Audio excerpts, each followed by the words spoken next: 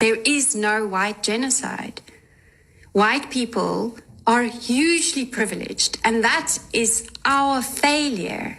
I spoke to some matriculants from Hanover Park, I think about 10 days ago, and I actually got tearful when I said to them that I apologize on behalf of my generation that we haven't done more to dismantle the long tentacles of apartheid. To the 50 Afrikaners who fled to the US, calling themselves refugees, you are not refugees. You are just a case study of white flight dressed up as martyrdom. You're not escaping violence, you're escaping equality. South Africa didn't chase you away. You ran. Yes, South Africa is one of the most violent countries in the world. Yes, brutality exists. But let's be honest, violence affects all communities, not just white farmers. Black, colored, Indian, and yes, white people are all targets of a national crime crisis. What we have is a breakdown in safety, not a white genocide. This is not ethnic cleansing, it's criminal collapse, and running to the US won't fix it. You are part of a 7% minority, but somehow still manages to control over 70% of the wealth. That is not persecution, that's privilege on a guilt trip. And let's be real, if we tried to relocate just half of the Afrikaans population, it would take decades, billions in logistics, and you'd still end up culturally homeless in a country that don't want your apartheid baggage. You're not brave, you're not victims. You're scared of a world where you don't get to be in charge, and that makes the rest of the Afrikaans community cringe, because you make us look weak. South Africa is broken, and it's our problem to solve. So if you don't have the spine to do so, stay gone. The Trump administration is expected to receive the first group of white Afrikaner refugees in the U.S. tomorrow. In a statement, the U.S. State Department says the white Afrikaner refugees are victims of unjust racial discrimination. Meanwhile, South Africa's Department of International Relations and Cooperation has reiterated that the discrimination claims against white Afrikaners are unfounded.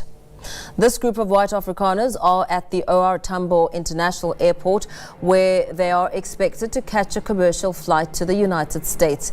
They're expected to land at the Dallas International Airport in Washington tomorrow morning, local time in the U.S. South African government have dismissed unfounded allegations that the white Afrikaners are being targeted for persecution and discriminatory laws in South Africa. Last week, the South African Deputy Minister of International Relations and Cooperation, Alvin Boertes, spoke to his U.S. counterpart on this matter. Pretoria was frank in refuting allegations that it's marginalizing the white Afrikaners in the country. The president has shown support for South African refugees that are coming to the United States next week. Can you talk about what these refugees are fleeing and why this is a priority for the administration? Well, the president has actually signed an executive order on that matter. My office can get it back to you, Michael.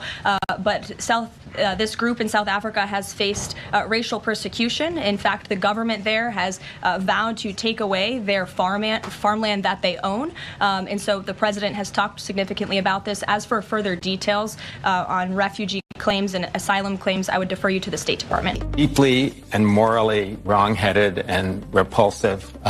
These are the descendants of the people who created the most diabolical system of white supremacy in human history, apartheid. They're not directly responsible for it, but it was a system that actually moved black people off of the arable land. So they inherited the land that the black people had to give up. It was called forced removal. It was something called the Bantustan policy, where they moved black people out of the cities and farmlands into these remote areas with non-arable land. I mean, it was just one of the most worst processes ever. But what has happened in this strange, bizarre world we're living in is that the Afrikaners have become the darling of these right-wing, white supremacist movements around the world. Trump amazingly called it a genocide, one of the worst lies I've ever heard him say. There's just been a small handful of farmers that have been killed over the past 10 years. No land has actually been expropriated. In this video, we take a look at these reactions of white Americans towards South Africans that are coming to the United States of America as refugees. So in this video, a lot of white Americans share their opinion on this situation that is happening in South Africa, where land that is owned by primarily white individuals are going to be affected by the Land Appropriation Act. And so because of this, they are crying foul. And Donald Trump promised that he is opening up the United States of America for them so that they will come in over there. So these white South Africans, known as the Africans, are said to be in the United States of America in just a few hours' time. And a lot of white Americans are reacting to this. So let's watch the following videos as white Americans react to the whole situation.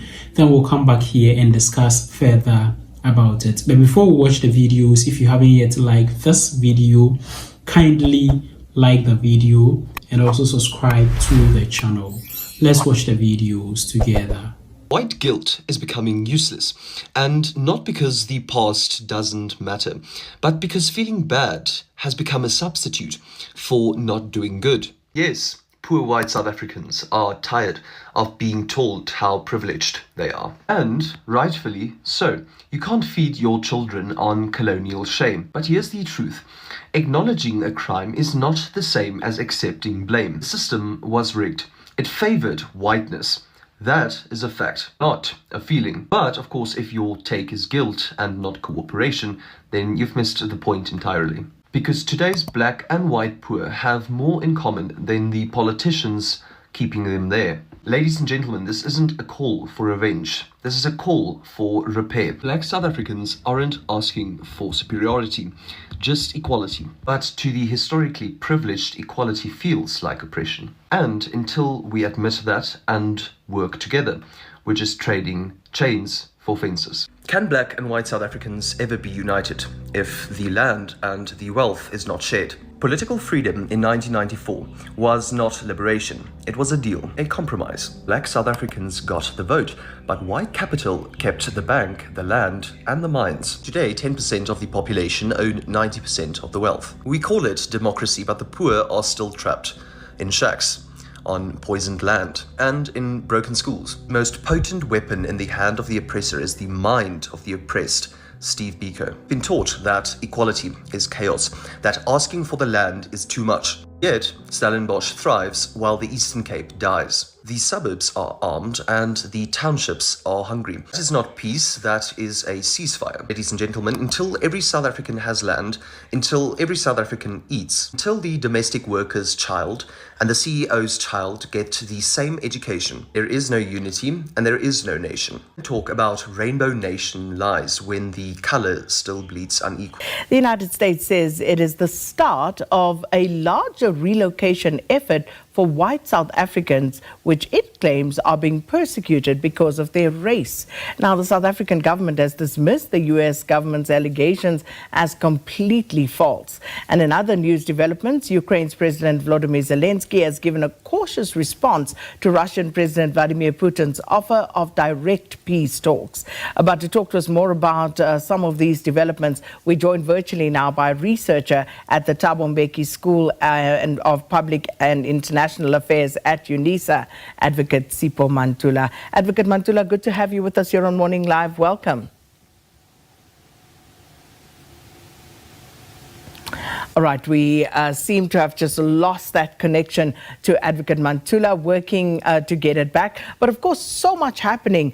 We heard earlier with our correspondent, Trent Murray, in that crossing to Tel Aviv this morning, what the latest is. The U.S. President Donald Trump, he is embarking on an official trip to the Middle East and, of course, visiting 3 countries, but will not, of course, be visiting Israel during this particular visit. But also, of course, later this week, there is expectation of direct talks between the Ukrainian President Vladimir Zelensky and his Russian counterpart, Vladimir Putin, in Turkey. But it remains to be seen, because Zelensky has indicated that he most certainly will be there in attendance. And the question now is to see whether the Russian President Vladimir Putin will attend these talks in Turkey. We know when Donald Trump came to office, he was very clear and determined to end that war between Russia and Ukraine. And it has taken a bit longer than I suppose he anticipated he would to actually bring an end to this war. But is this the moment? Will they be able to broker a truce in Turkey this week? And of course, we remain to see what happens there. And then, of course, also the trade wars that erupted post the Trump administration's entry into the White House. And we will also update you on what the latest is there between the United States and China and how that is likely to impact the global economic sphere. But I believe we do have Advocate Sipho Mantula back. Advocate Mantula, good morning and welcome to Morning Live. Good morning, my sister Jambo Africa, to the viewers of Morning Live on this Africa Month. Apologies, I don't know, maybe the Americans who are thinking us to go live on Vision. Now, and I want to start on that point, Advocate Mantula. We saw a group of Afrikaners rush to the U.S. at a time when the Trump administration has suspended refugee resettlement from everywhere else in the world, and begging the question as to what is the situation with these white South Africans and why are they being prioritized? Sakina, this is shocking, but what we are seeing, it is the implementation of the executive order of February the 7th of 2025. And you will recall the rebuttal by the President Ramaphosa during the SONA, that all the allegations that have been raised by the U.S. on having a certain privilege to a certain class and a certain race, on certain issues, Sakina, that we know that there have been issues of the question of the land reform debate, the issues around crime and the killings, but they are not founded. But as you look, South Africa has acceded to more than 3 international instruments when we are talking about refugees.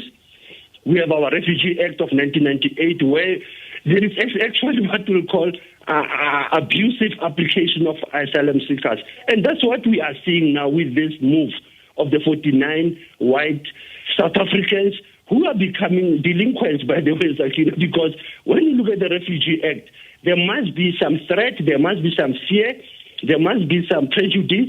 But if we look 31 years later in this country, South Africans are the one who have been bearing this brand. I don't think this will actually sound very well when we look at the geopolitics between South Africa and U.S. We have seen our Deputy Minister of Foreign Affairs, Alvin Botes, on Friday, trying, or what I'll call trying to massage Americans on trying to re-educate them on the refugee laws and how do we treat this matter. Some of us, again, we have said maybe this issue of the white African fears should have been ventilated at the delayed national dialogue. Probably President Ramaphosa delayed this national dialogue. We should have dealt with these fears and uncertainties of the white communities. And the point you touch on there, Advocate Mantula, about the Refugee Act, because who is a refugee and under which circumstances do this group of South Africans, and of course we are told that there would be more, there would be a bigger group that will follow on this. So when you say there needs to be some repercussions where, how and by whom? Sakina, it is by the state. Remember, as I said, we are signatories to the 1951 Refugee Act, the 1967 Protocol, and that's where you get this definition. But at the same time, you have Section 22 of our own Constitution and 21, which allows the freedom of movement and the freedom of choice. So there might not be a serious repercussions, but there must be lessons learned in terms of people who have peddled wrong information, claiming that in South Africa there is genocide happening. And that's where, as a state, the issue of the hate crime, the issue around how people peddle wrong information should be dealt with. Hence, I said, if they are raising persecution based on race, religion, nationality, I think South Africa has tried to raise the issue of constitutional democracy. They've tried to raise the issue of our judicial system, that is effective, that could have dealt with these issues. But I don't think we should be worried about a tiny minority when you have a lot of people, more than 50 million, 60 people million that are suffering, Sakina, and they have not been seeking refugees, even if it is tough. And we know very well that we are also experiencing refugees from other African countries that we have to deal with.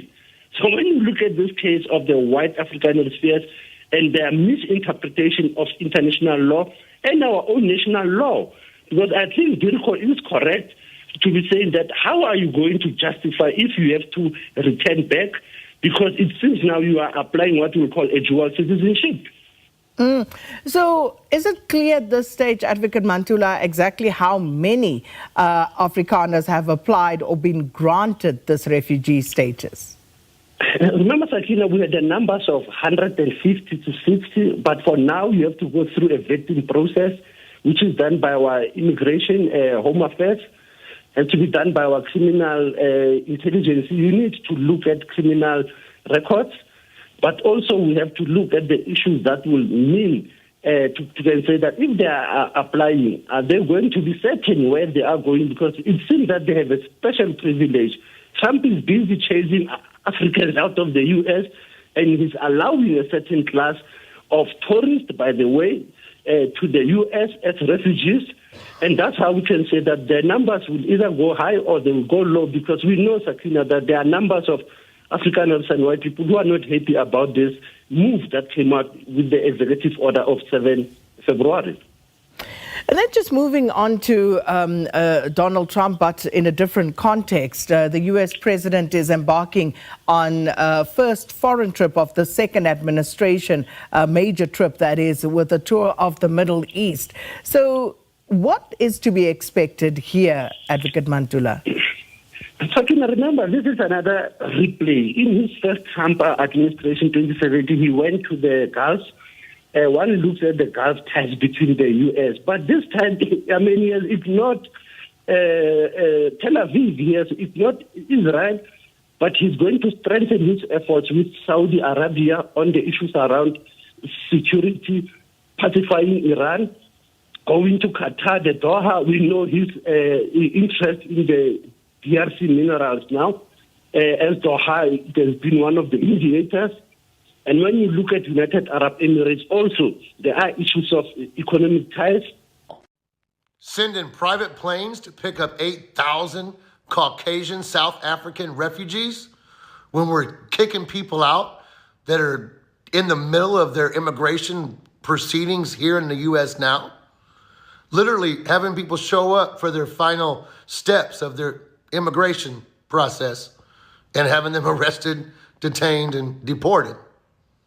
Doesn't make any sense to me unless...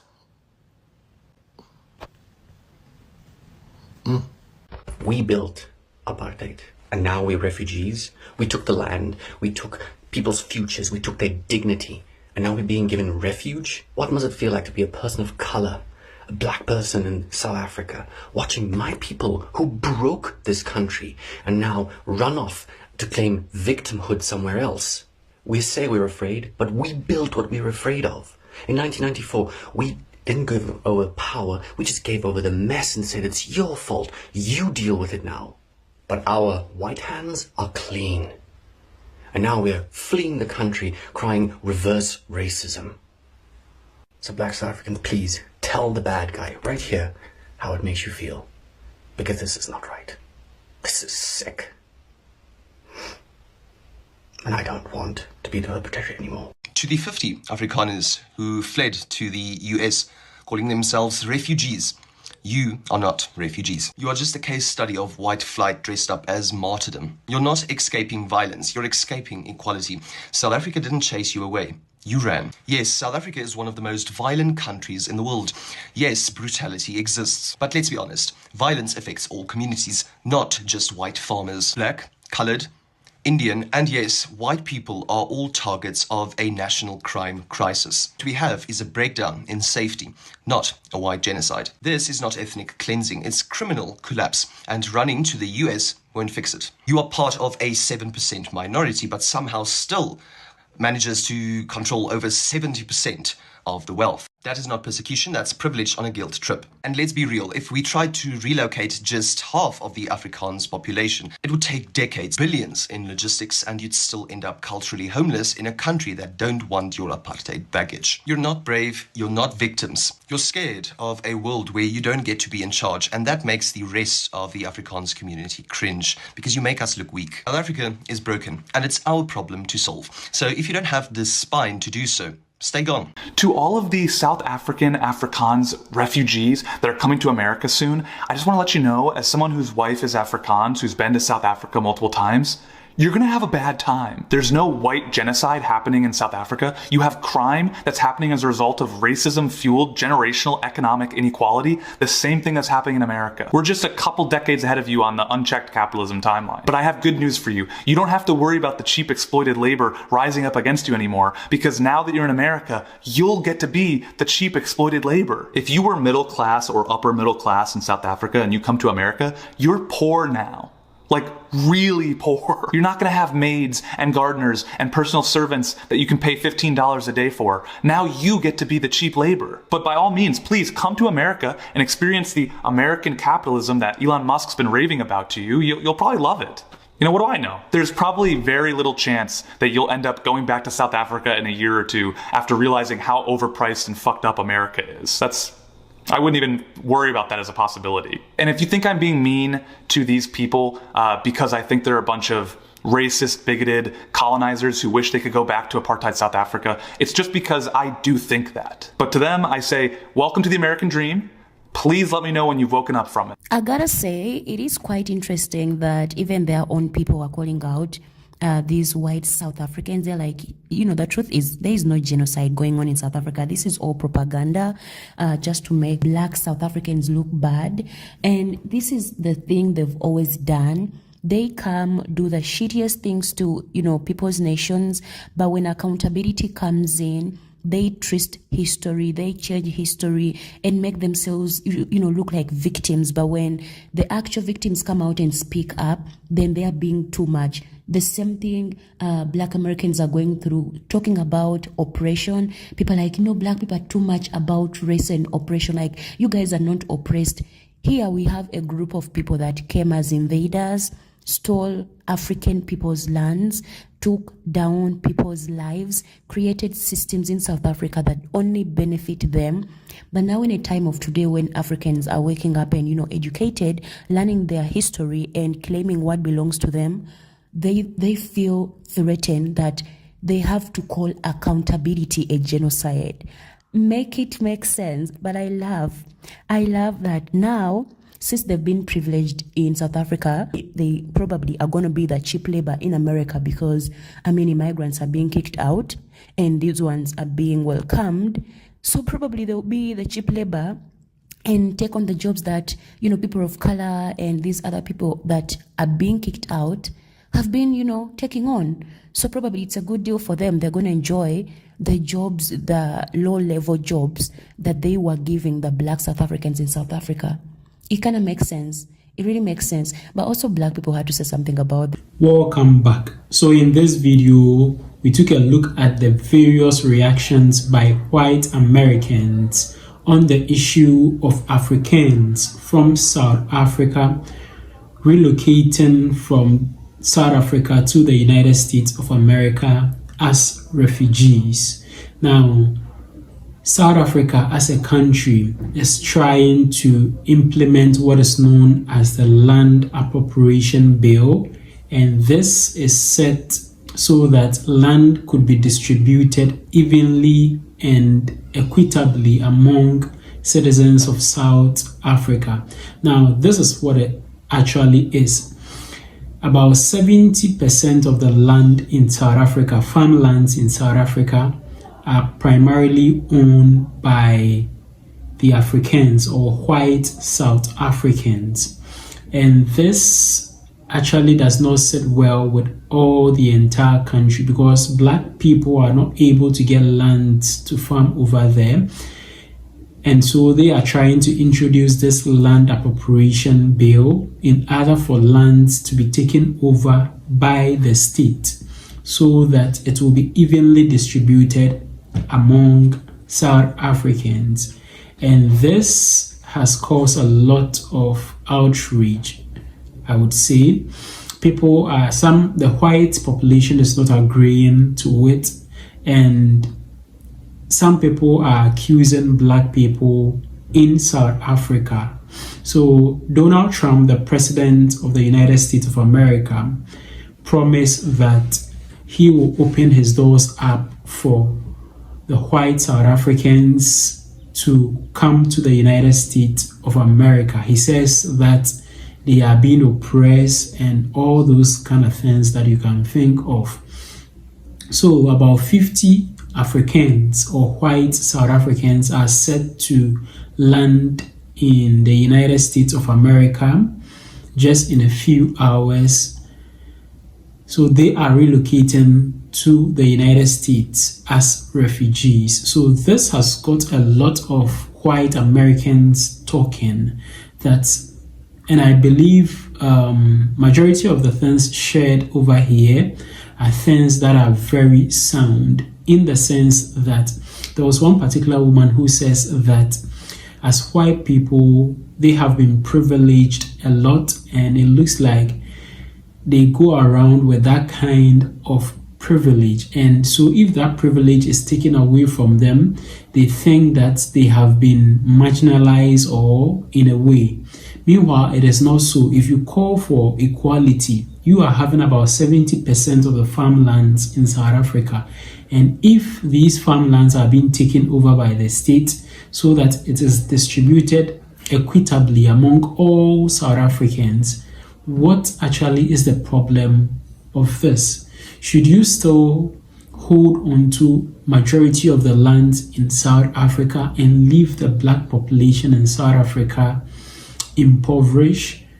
This should not be so. But they see this as a form of oppression or reverse racism or something like that, which is quite not so. I like the point of view that a lot of white Americans shared in this video. I think it's about time that some of the wrongs that were written during the colonial era be rewritten again. Those of them that can be rewritten, we need to rewrite them again, and those of them that we cannot rewrite, we leave them as it is. Thank you very much for watching this video. Don't forget to share this video with your friends and your family on other social media platforms like WhatsApp, Facebook, Instagram, X, TikTok, and other social media platforms. Also, don't forget to subscribe to the channel. Just click the subscribe button down here. Click on the subscribe button. Click as well on the notification bell. And I'd like to see you again in my next video.